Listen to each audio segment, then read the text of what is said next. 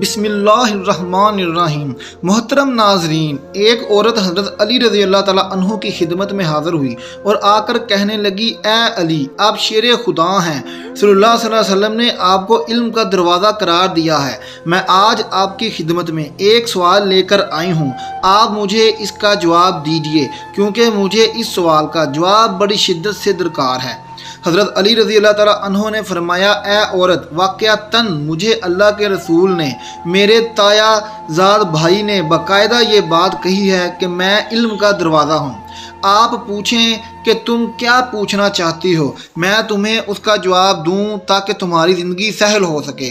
اب وہ عورت آپ رضی اللہ تعالیٰ عنہ سے کہتی ہے کہ اے علی، میں ایک شخص سے بڑی محبت کرتی ہوں اور وہ شخص مجھ سے محبت کرتا ہے۔ میں اس شخص سے محبت کرتی ہوں صرف اور صرف اپنی روح کی تسکین کے لیے، لیکن وہ شخص مجھے چھونے کی کوشش کرتا ہے، وہ میرے جسم کی جانب اپنا ہاتھ بڑھانے کی کوشش کرتا ہے، وہ مجھے چھو کر اپنی نفسانی خواہشات کا اظہار کرنا چاہتا ہے، انہیں پورا کرنا چاہتا ہے، مکمل کرنا چاہتا ہے۔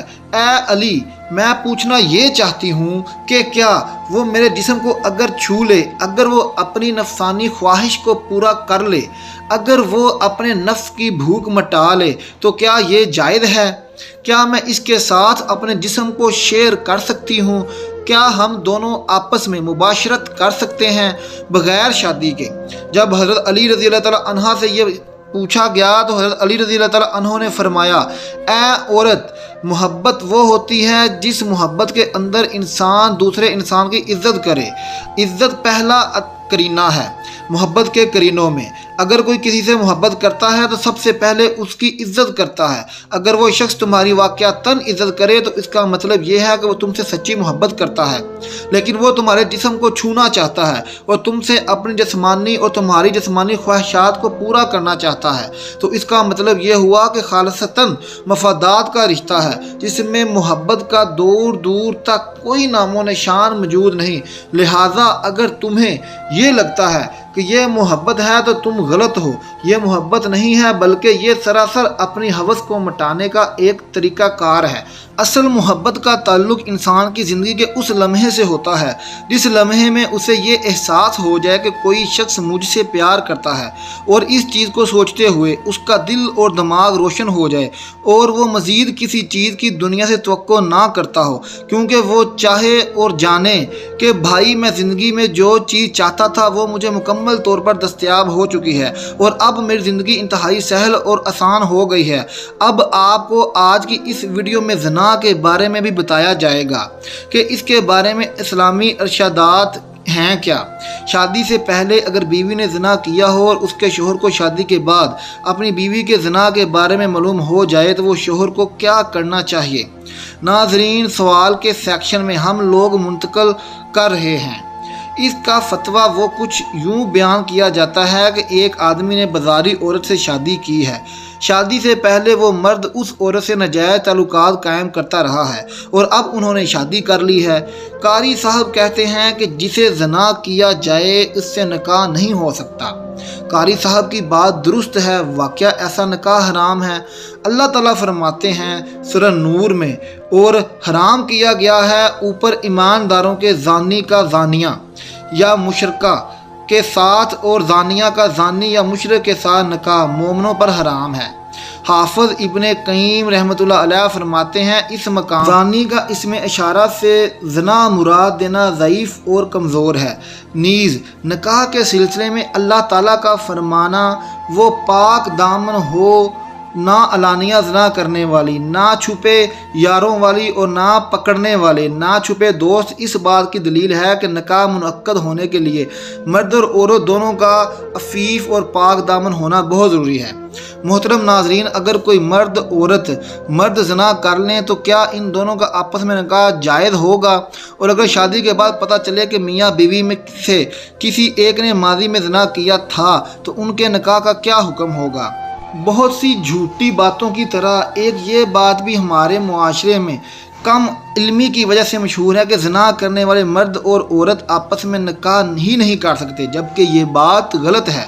بلا شبہ یہ ایک غلیظ ترین گناہ عظیم ہے، مگر ان کو نکاح سے روکنا درست نہیں، بلکہ میں سمجھتا ہوں کہ اگر کسی سے یہ جرم ہو جاتا ہے تو ان کو آپس میں ہی نکاح کرنا چاہیے تاکہ ان کے معاملات آپس میں ہی رہیں، اور ان کا نکاح بالکل جائز ہے اور ہو سکتا ہے، مگر شرط یہ ہے کہ وہ نکاح سے پہلے سچے دل سے توبہ کر لیں۔ تفصیل کچھ اس طرح سے ہے، زانیہ عورت یا زانی مرد کا نکاح اس وقت تک صحیح نہیں ہوتا جب تک وہ توبہ نہ کر لے، اور اگر عورت یا مرد توبہ نہیں کرتا تو ان کا نکاح صحیح نہیں ہوگا۔ یہ اشارہ عقد نکاح کی طرح ہے، یعنی یہ جانتے ہوئے کہ فلاں عورت بدکار ہے اور غیر تائب ہے، اس سے نکاح کرنا مومن مرد کے لیے حرام ہے۔ اسی طرح اپنی پاک دامن بیٹی کو کسی بدکار شخص کے نکاح میں دینا جو تائب نہ ہو مومنوں کے لیے حرام ہے۔ گندی عورتیں گندے مردوں کے لیے ہیں اور گندے مرد گندی عورتوں کے لیے ہیں، اور پاک عورتیں پاک مردوں کے لیے ہیں اور پاک مرد پاک عورتوں کے لیے ہیں۔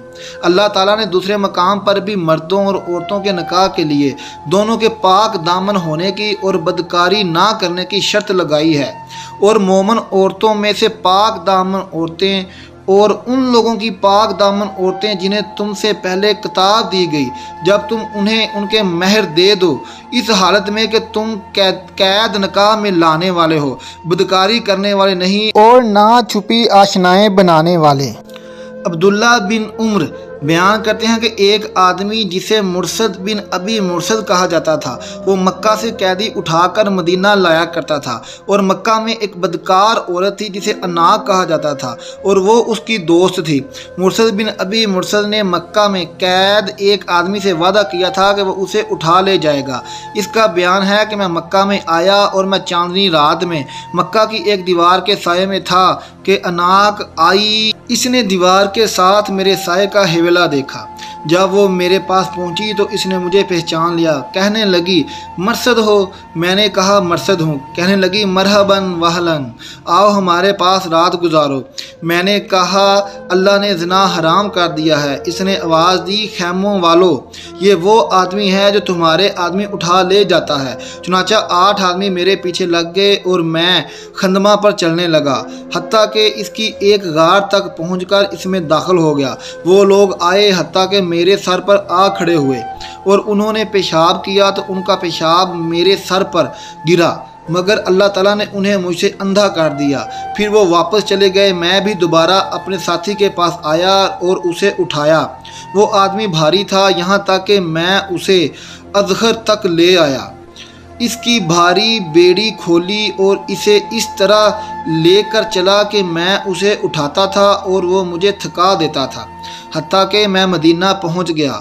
تو میں رسول اللہ صلی اللہ علیہ وسلم کے پاس آیا اور کہا یا رسول اللہ، میں اناق سے نکاح کر لوں؟ میں نے 2 مرتبہ یہ بات کہی۔ پہلے تو رسول اللہ خاموش رہے، مجھے کوئی جواب نہیں دیا۔ تو پھر رسول اللہ صلی اللہ علیہ وسلم نے فرمایا مرثد کسی زانیہ یا مشرکہ سے، اور جو زانیہ یا مشرکہ ہے اس سے نکاح نہیں کرتا، مگر جو زانی ہے یا مشرک ہے، اس لیے تو اس اناق سے نکاح مت کر۔ سنن ابو داؤد کی شرح اون المعبود میں لکھا ہے، اس حدیث میں دلیل ہے کہ کسی بھی شخص کے لیے ایسی عورت سے نکاح کرنا جائز نہیں جس سے زنا کا اظہار ہو چکا ہو، اور یہ مومنوں پر حرام کر دیا گیا ہے۔ زانی مرد اور زانیہ عورت سے نکاح حرام ہونے کی یہ واضح دلیل ہے۔ جب تک وہ توبہ نہیں کرتے اس سے نکاح حرام ہے، اور اسی طرح زانی مرد سے بھی جب تک وہ توبہ نہ کرے نکاح کرنا جائز نہیں۔ لیکن اگر زانی مرد یا زانیہ عورت زنا کے بعد سچی توبہ کر لیں اور اپنے گناہ پر شرمندہ ہوں تو ان کا نکاح آپس میں بھی جائز ہے اور کسی اور کے ساتھ بھی جائز ہے۔ جیسا کہ کوئی مشرک مرد یا عورت شرک سے توبہ کر کے مسلمان ہو جائیں تو ان کے ساتھ نکاح جائز ہے۔ مکمل جس نے توبہ کی اور ایمان لے آیا اور عمل کیا۔ نیک یہ لوگ ہیں جن کی برائیاں اللہ نیکیوں میں بدل دے گا، اور اللہ ہمیشہ بے حد بخشنے والا نہایت رحم والا ہے۔ دعا ہے کہ اللہ تعالیٰ میرا سنانا اور آپ کا سننا اپنی بارگاہ الہی میں قبول اور منظور فرمائے، آمین ثم آمین۔ کمنٹ باکس میں ایک بار سبحان اللہ لکھ دیں اور ہمارا چینل سبسکرائب کریں تاکہ ہر آنے والی نئی ویڈیو سب سے پہلے آپ تک پہنچ سکے۔ شکریہ۔